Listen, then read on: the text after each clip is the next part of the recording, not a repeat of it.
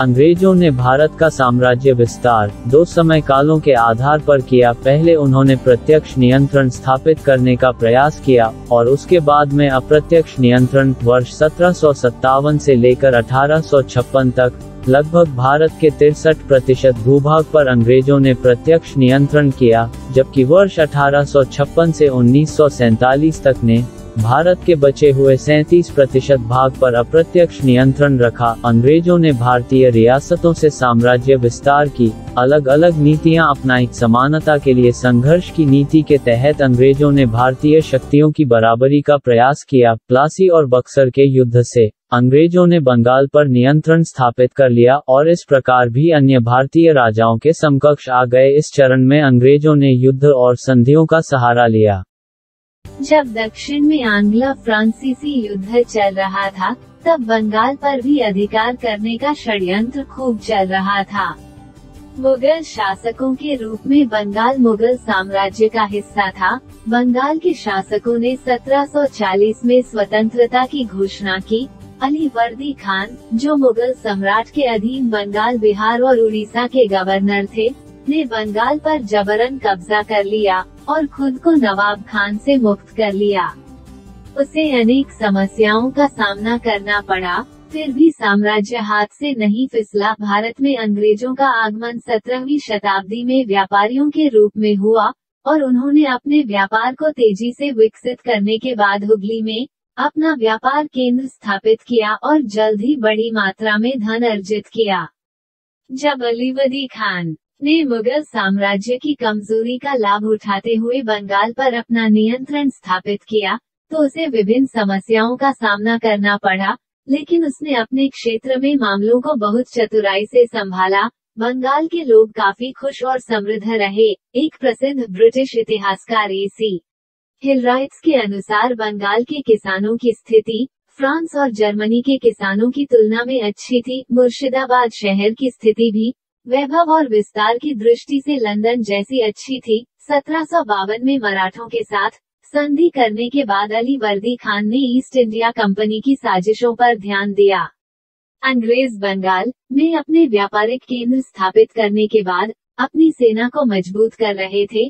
वर्ष 1717 में मुगल शासक फर्रुखसिंह ने अंग्रेजों को एक फरमान दिया था, जिसके तहत वे बिना कर दिए ब्रिटिश जहाजों के द्वारा व्यापार कर सकते थे। बंगाल के लगभग सभी नवाब इस फरमान को माना करते थे, परंतु अली वर्दी खान ने देखा कि अंग्रेज इस फरमान का कई बार अनुचित प्रयोग कर रहे थे और अंग्रेज कर्मचारी अपने निजी व्यापार के लिए भी इसका प्रयोग कर रहे थे। अली वर्दी खान के अंतिम दिनों में उसका दरबार उत्तराधिकार की साजिश का केंद्र बन गया।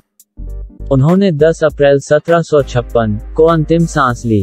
उन्हीं परिस्थितियों में उन्होंने अपनी छोटी बेटी के बेटे सिराजुद्दौला को अपना उत्तराधिकारी मनोनीत किया और उसे यूरोपियों की गतिविधियों पर कड़ी नजर रखने के लिए कहा। नवाब सिराजुद्दौला 20 वर्ष का युवा बालक था जब वह अली वर्दी खान की मृत्यु के बाद बंगाल के सिंहासन पर बैठा। इस समय तक मुगल साम्राज्य का पतन हो चुका था और ईस्ट इंडिया कंपनी ने अपनी जड़ें जमा ली थीं। बंगाल का सिंहासन सिराजुद्दौला के लिए गुलाब का बिस्तर साबित नहीं हुआ। सिराजुद्दौला को तरह तरह की मुश्किलों का सामना करना पड़ा। उनके रिश्तेदारों ने उनके उत्तराधिकार का विरोध किया, लेकिन सिराजुद्दौला ने इन सभी षड्यंत्रों का बहुत ही साहसपूर्वक सामना किया और अपने कौशल से अपने नवाब जहाज को बनाए रखने में सफल रहे। सिराजुद्दौला ने अपने प्रतिद्वंद्वियों को आश्चर्यचकित करने के लिए अपना ध्यान अंग्रेजों की ओर लगाया। उसके परभक्षी अलीवर्दी खान ने उसे अपने जीवन काल में ही अंग्रेजों की चिंता करने की चेतावनी दे दी थी, इसलिए वह शुरू से ही उनकी गतिविधियों पर पैनी नजर रखता था।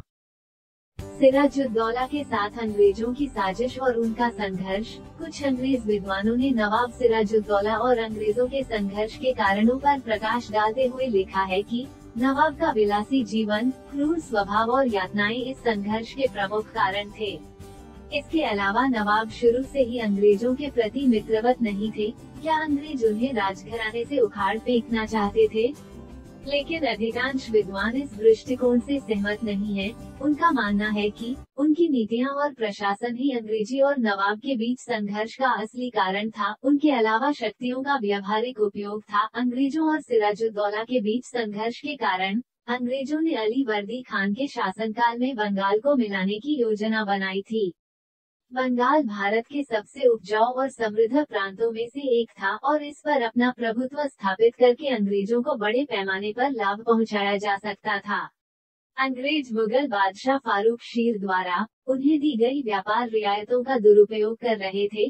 वे बिना शुल्क चुकाए भारत में व्यापार कर रहे थे और देशी शासकों को अपने नाम के तहत अपना व्यापार जारी रखने के लिए प्रेरित किया। इससे नवाब को आर्थिक रूप से नुकसान हुआ। नवाब के राज्यारोहण के समय अंग्रेजों ने उसे कोई भेंट नहीं दी। इसका अर्थ है कि उन्होंने सिराजुद्दौला को नवाब के रूप में स्वीकार नहीं किया। कोलकाता के गवर्नर ड्रेक कुछ अवैध काम में शामिल थे, जो नवाब से नाराज थे। अंग्रेज नवाब के शत्रुओं को सदैव आश्रय देते थे। यूरोप में 7 वर्षीय युद्ध शुरू होने के डर से अंग्रेजों और फ्रांसीसियों ने नवाब की अनुमति के बिना अपनी सेना को मजबूत करना शुरू कर दिया। नवाब ने नाराज महसूस किया और उनके विध्वंस का आदेश दिया। फ्रांसीसी ने नवाब की आज्ञा का पालन किया, लेकिन अंग्रेजी लोगों ने नवाब को नाराज कर दिया। नवाब ने 24 जून 1756 को कासिम बाजार में अंग्रेजी उपनिवेश पर हमला किया और अपना नियंत्रण स्थापित किया। उसने बाद में कोलकाता पर भी विजय प्राप्त की और अंग्रेजी को बुरी तरह से हरा दिया। ब्लैक होल की कहानी। कलकत्ता पर आक्रमण की घटना की वास्तविकता के बारे इतिहासकारों में अलग अलग मत हैं। अंग्रेजी इतिहासकारों ने ब्लैक होल की घटना को वर्णित किया है क्योंकि वे सिराजुद्दौला को बहुत क्रूर राजा साबित करना चाहते थे। अंग्रेजों की साजिश और कलकत्ता पर कब्जा। इसमें कोई शक नहीं कि शुरुआत में सिराजुद्दौला ने अंग्रेजों को हराया, लेकिन वे बहुत मजबूत थे। दूसरी ओर समय बीतने के साथ सिराजुद्दौला की हालत कमजोर होती गई। उन्होंने कोलकाता की रक्षा के लिए उचित व्यवस्था नहीं की। कुछ सेनापति और दरबारी भी अंग्रेजों के समर्थक थे। कलकत्ता के शासक सिराजुद्दौला के विरोधी थे। इन सभी परिस्थितियों ने अंग्रेजों को कलकत्ता पर आक्रमण करने के लिए प्रोत्साहित किया। उन्होंने 2 जनवरी 1757 को कलकत्ता पर अपना नियंत्रण स्थापित कर लिया। कोलकाता और उसके आसपास के क्षेत्र के नुकसान से सिराजुद्दौला को बहुत धक्का लगा। सिराजुद्दौला ने कलकत्ता को फिर से हासिल करने के लिए अंग्रेजों पर हमला किया, लेकिन पूर्ण विराम में सफल नहीं हुआ। दिल्ली के आक्रमण के डर ने नवाब को और भी भयभीत कर दिया, इसलिए उसने 9 फरवरी 1757 को अलीनगर की संधि को स्वीकार कर लिया। यह अंग्रेजों के लिए बहुत फायदेमंद साबित हुआ। सभी पुरानी व्यापार रियायतें और साथ ही उन्हें युद्ध क्षतिपूर्ति पूर्ण विराम के रूप में भारी मात्रा में धन प्राप्त हुआ। उन्होंने यूरोप में 7 साल का युद्ध शुरू होने पर आसानी से चंद्रनगर पर कब्जा कर लिया। मीर जाफर के साथ गुप्त संधि। फ्रांसीसियों के इस अलगाव के बाद क्लाइव ने नवाब के विरुद्ध एक षड्यंत्र रचा। क्लाइव सिराजुद्दौला के स्थान पर किसी कठपुतली शासक को भर्ती करना चाहता था। उसने जफर को राजकोष के लिए तैयार कर दिया और उसे नवाब के सिंहासन का वादा किया। इस गुप्त पैक्ट के सभी प्रावधानों को सिराजुद्दौला को समय से पहले ही पता चल गया था। वो स्थिति का ठीक से मूल्यांकन करने में विफल रहे। उन्होंने मीर जफर का पक्ष जीतने की कोशिश की, जो उनका सबसे बड़ा ब्लंडर था, जिसके लिए उन्हें भारी कीमत चुकानी पड़ी। प्लासी का युद्ध 23 जून 1757। सिराजुद्दौला के खिलाफ युद्ध शुरू करने के लिए क्लाइव की पहुंच थी, लेकिन वह इसके लिए एक उचित कारण की तलाश में था। उसने अलीनगर की संधि की शर्तों के उल्लंघन के बारे में नवाब को एक पत्र लिखा और पत्र के उत्तर की प्रतीक्षा किए बिना उसने मुर्शिदाबाद के खिलाफ एक सेना भेज दी। नवाब ने अंग्रेजों के आक्रमण का सामना करने के लिए अपनी सेना भी भेजी और उत्तर प्रदेश के पूर्व में दोनों सेनाओं के बीच 23 जून 1757 को प्लासी के मैदान में लड़ाई हुई। ऐसी कोई लड़ाई कभी नहीं हुई थी जिसके परिणाम इतने तत्काल और इतने स्थायी थे। क्लाइव एक अवसर की तलाश में था ताकि वह नवाब पर हमला कर सके।